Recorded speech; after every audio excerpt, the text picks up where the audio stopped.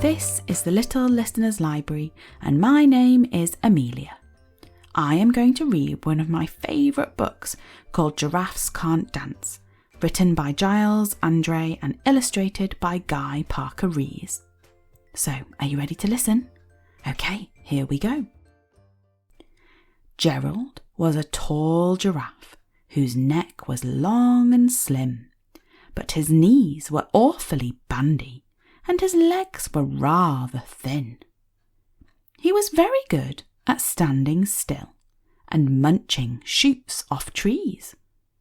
But when he tried to run around, he buckled at the knees. Now every year in Africa, they hold the jungle dance, where every single animal turns up to skip and prance. And this year, when the day arrived, poor Gerald felt so sad, because when it came to dancing, he was really very bad.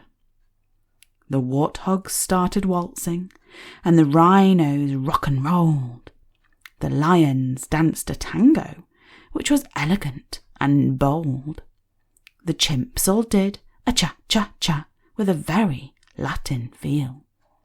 And 8 baboons then teamed up for a splendid Scottish reel. Gerald swallowed bravely as he walked towards the floor, but the lions saw him coming and they soon began to roar. "Hey, look at clumsy Gerald!" the animals all laughed. "Giraffes can't dance, you silly fool! Oh, Gerald, don't be daft!" Gerald simply froze up. He was rooted to the spot. "They're right," he thought. "I'm useless. Oh, I feel like such a clot." So he crept off from the dance floor and he started walking home. He'd never felt so sad before, so sad and so alone. Then he found a little clearing and he looked up at the sky. "The moon can be so beautiful," he whispered with a sigh.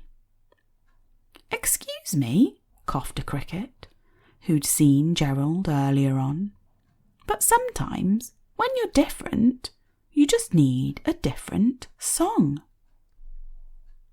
Listen to the swaying grass and listen to the trees. To me, the sweetest music is those branches in the breeze. So imagine that lovely moon is playing just for you. Everything makes music if you really want it to.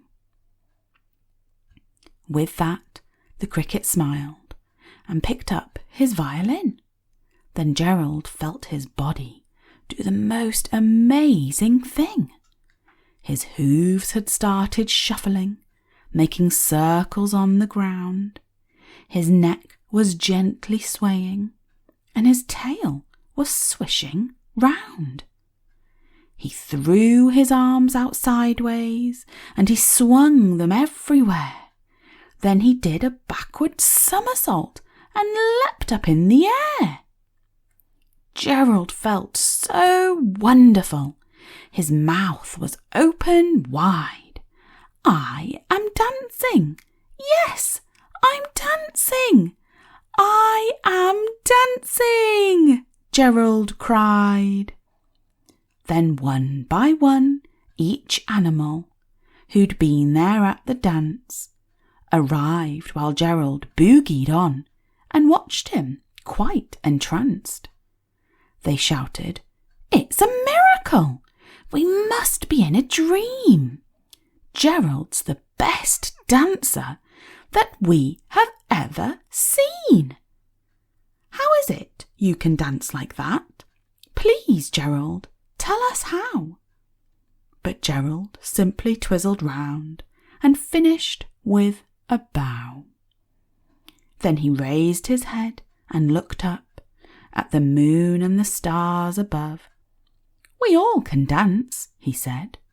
when we find music that we love. The end. I love this story. I love how Gerald finds his own music and rhythm to dance to. Because we don't all have to like the same sounds or music. We can choose our own favourite sounds and music. I wonder, what kinds of sounds do you like to listen to? Or what kind of music do you like to dance to? I love the sound of waves rushing back and forth on the beach and birds singing in the trees. I find these sounds very relaxing. I also love dancing to happy, upbeat music that has people singing in it. I really like duet songs where two people sing together. See if you can have a think and tell a grown-up about different sounds and music you like to listen to and to dance to. You could also tell the grown-up how the different sounds and songs make you feel. Do they make you feel happy or calm, maybe excited or even sleepy? I hope you enjoyed the story and that you come back to the Little Listeners Library soon.